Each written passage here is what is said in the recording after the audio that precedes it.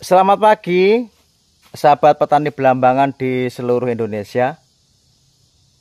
Jumpa lagi dengan saya Susanto, petani belambangan di Kabupaten Banyuwangi, Provinsi Jawa Timur. Para sahabat semuanya, hari ini saya berkunjung di lahannya Mas Gage. Halo semuanya. Mungkin bagi teman-teman yang belum kenal, mohon nanti Mas Gage agar berkenalan. Oh ya. Pertama-tama perkenalkan dulu teman-teman, nama saya Gage Kamahayo. Saya asli Wonosobo Srono. Saya di sini, lahan saya ya di Wonosobo ini, Wonosobo Srono. Jadi untuk lahan saya ini saya tanami bibit dari Pak Santo, teman-teman. Bibit pisang Ambon Warangan yang kini berusia hampir 9 bulan, teman-teman. Hampir 9 bulan. Di tanggal nanti tanggal akhir bulan itu sudah 9 bulan. Jadi seperti ini penampakannya. Perkembangannya juga seperti ini. Jadi ini kita sudah ada beberapa, mungkin ada hampir 50-an yang sudah berbuah seperti ini. Tinggal menunggu matangnya. Dan ini yang Pak Santo Shoot ini merupakan pohon pertama yang berbuah. Ya, dulu waktu di usia 7 bulan semuanya belum ada yang berjantung, ini dulu yang berjantung. Ini perdana yang berjantung, dan seperti ini wis, nah, makanya. Dan alhamdulillah tidak bores, Bagus ini Mas. bagus, mulus, dan semoga saja seperti itu sampai panen. Sampai panen. Kita tinggal menghitung hari aja, mungkin Karena gak lama lagi Mas ini. Ya, kita akan melakukan proses panen perdana kemungkinan. Ya mungkin nggak besar karena panen perdana, tapi ya kita syukuri saja. Iya. Gitu. Seberapapun hasilnya, ya kita syukuri dulu. Nah ya. Ayo Mas, kita lihat-lihat ke sana. Oh ya, monggo. Jadi untuk kebun yang di sini ini kita melakukan beberapa pembungkusan seperti yang dilihat di situ. Itu ada, kita uji coba sebenarnya. Uji coba. Jadi ada buah yang kita bungkus, ada buah yang tidak kita bungkus. Ada yang tidak kita bungkus tapi kita insek dan fungi.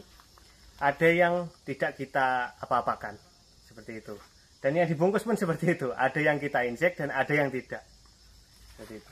Jadi kita uji coba lah di sini. Nanti seperti apa hasilnya. Tapi kemungkinan memang yang dibungkus agak sedikit lebih baik. Yang dibungkus dan diinsek. Iya. Itu. Tapi masih ada yang kena boros ya, mungkin wajar lah ya Mas. Wajar lah. Iya. Ya seperti ini mungkin ya. Jadi, tapi ini yang di bawah aja ini yang kena. Yang atas enggak ya? Yang atas enggak ini kelihatannya. Yang atas enggak. Yang bawah sini tok yang kena boros. Karena memang plastiknya itu enggak cukup. Oh gitu, karena panjang tandan, ya. Satu tandan isi 9-10. Maka dari itu plastiknya enggak cukup. Mungkin plastiknya cukup itu diisi 7-8 sisir. Itu cukup. Itu bagus itu Mas, itu juga. Iya. Monggo ke sana. Nah ini bisa dilihat ya teman-teman. Ini apa? Ini tandanya panjang ke bawah. Nah itu. Dan mungkin ada sobat-sobat sekalian yang bertanya atau mempunyai pikiran, kenapa kok daunnya agak kuning bercak-bercak? Ini bukan fusarium teman-teman. Jadi kalau pisang yang sudah tua itu seperti ini. Daunnya kuning. Nah ini bila diginikan, ini mudah patah biasanya. Nah itu. Ini bukan kena fusarium, tapi karena memang daun tua dan curah hujannya di sini kemarin tinggi, akhirnya timbul bercak-bercak seperti ini. Terbukti itu ada yang belum kuning gitu ya, dari atas. 1, 2, 3, 4, 5, 6, 7, 8, 9, 10 Mas. Artinya daun yang masih berdiri itu yang masih produktif 10 ya. Artinya biasanya rata-rata itu di 7, 8. Nah itu aja udah berapa itu? 1, 2, 3, 4, 5, 6, 7, 8, 9, 10. Ya. Masih 10. Ini juga demikian nih. 1, 2, 3, 4, 5, 6, 7, 8, 9. 9 kan? Nah, kalau timurnya lagi itu yang masih berdiri 1, 2, 3, 4, 5, 6, 7, 8, 9, 10, 11 malahan. Iya. Jadi ini ya. Memang seharusnya kita idealkan sebenarnya. Harusnya di angka 8 mungkin ya. Iya, 8 itu ideal. Tapi di sini karena dicoba nih Mas ya. Salah satu kita suka eksperimen.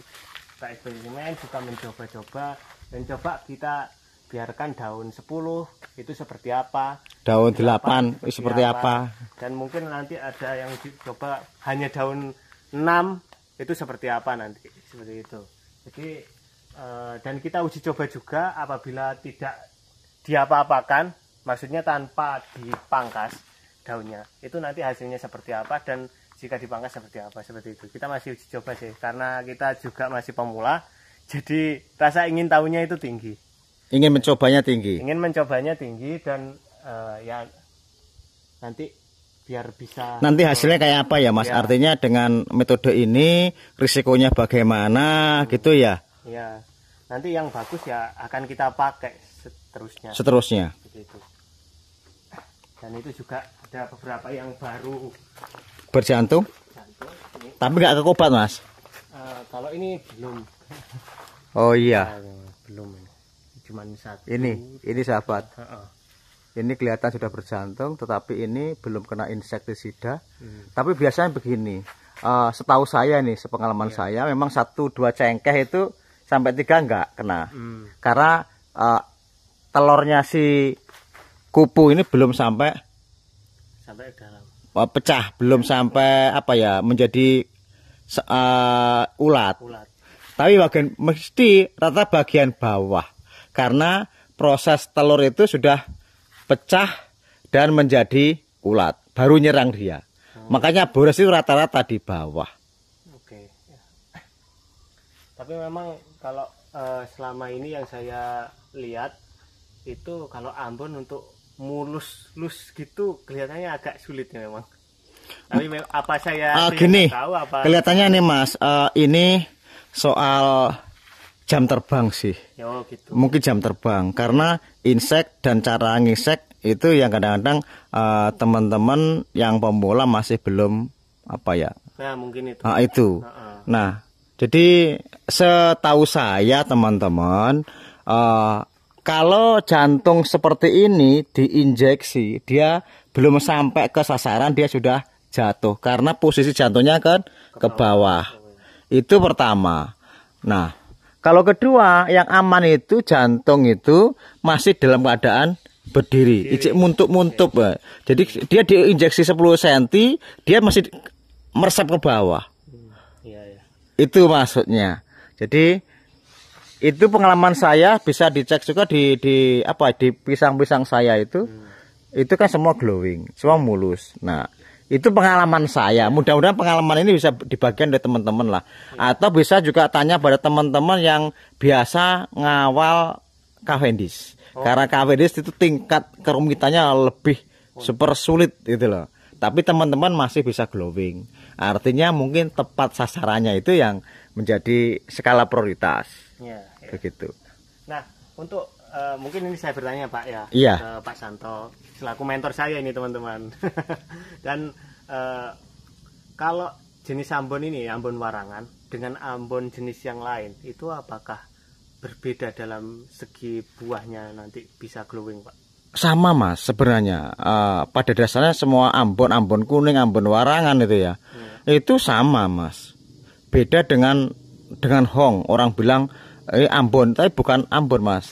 Dia Hong, kayak Ambon, kayak Cavendish ya.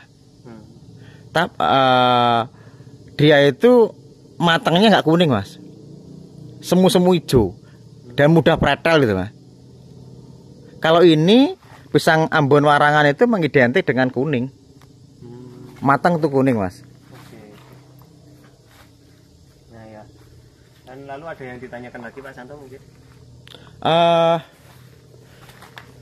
Bagi kita begini Mas, kalau kita bertanya mungkin sementara tidak, tetapi terkait semangat belajar bersama-sama. Saya mungkin dianggap teman-teman sebagai mentor apa ya? Mentor perpisangan. Perpisangan di Indonesia gitu ya. Nah, tetapi setiap hari kita memiliki pengalaman baru, bukti-bukti baru, petani binaan baru. Kadang-kadang kita tidak setiap saat, setiap waktu bisa ketemu gitu ya. Nah, itu tidak, apalagi teman-teman yang agak jauh teman-teman, artinya yang agak jauh mungkin di Kalimantan, Sulawesi, Sumatera, kita tidak bisa melihat setiap saat. Wong ini di Wonosobo aja sudah beberapa bulan kita nggak kesini, nggak pantau gitu ya. Jadi kita selalu belajar terus, berinovasi terus terkait dunia perpisangan. Nah, kasusnya ya macam-macam. Jadi kita kena flu itu gara-gara minum apa kan gitu. Apa kita minum air apa atau makan apa menjadi kena flu. Terus mungkin gara-gara salaman dengan orang kena flu, terus dia ngucek-ngucek hidung, bisa juga kena flu juga. Jadi banyak faktor. Itu kelihatannya hampir mirip dengan dunia perpisangan juga. Makanya saya berharap, saya pribadi ini sementara ini teman-teman, saya berharap tanam pisang kalau kena fusarium itu dianggap saja apa ya, kayak datang penyakit lah. Jadi kita tidak tahu, kita harus semangat aja. Sebenarnya itu juga hal yang wajar. Iya. Di cabai pun seperti itu, keriting. Iya. Di mana? Di ada lengger, ada bule itu. Jadi artinya semua tanaman itu mesti ada risikonya. Punya penyakit dan risikonya. Makhluk hidup. Makanya saya menyampaikan kepada teman-teman, kita tidak boleh patah semangat. Karena apa? Saya menganggap pisang ini budidaya yang benar-benar menguntungkan, menjanjikan ke depan, karena nggak semua orang mau tanam pisang dan banyak orang yang suka dengan pisang. Artinya apa? Ya tandur pisang itu tidak ada sepinya gitu loh.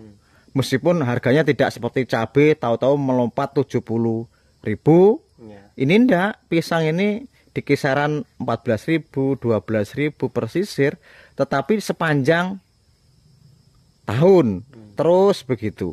Makanya saya berharap teman-teman manakala ada masalah, ya ayo kita bergandengan tangan mencari solusi yang baik, belajar bareng-bareng. Mohon maaf teman-teman, saya tidak selamanya menganggap bisa dan dianggap bisa gitu loh. Tetapi ya ayo kita belajar bersama-sama. Mungkin ada yang perlu dipesankan Mas kepada teman-teman kita yang lain? Oh ya, untuk teman-teman yang ingin bertani pisang, terutama generasi muda, jangan patah semangat. Jika terkena fusarium itu hal yang wajar sebenarnya. Itu bisa kita tanggulangi. Bukan kita berfokus pada masalah, tapi kita harusnya berfokus pada solusi. Solusinya gimana? Kita tukar pendapat. Iya, jalan keluarnya bagaimana? Iya, jalan keluarnya bagaimana? Kita sharing lah ke sesama petani pisang seperti itu. Itu saja mungkin. Oh iya, saya nambah teman-teman. Jadi kalau tanam pisang itu diserang monyet, kan tahu monyetnya. Kelihatan monyetnya gitu ya.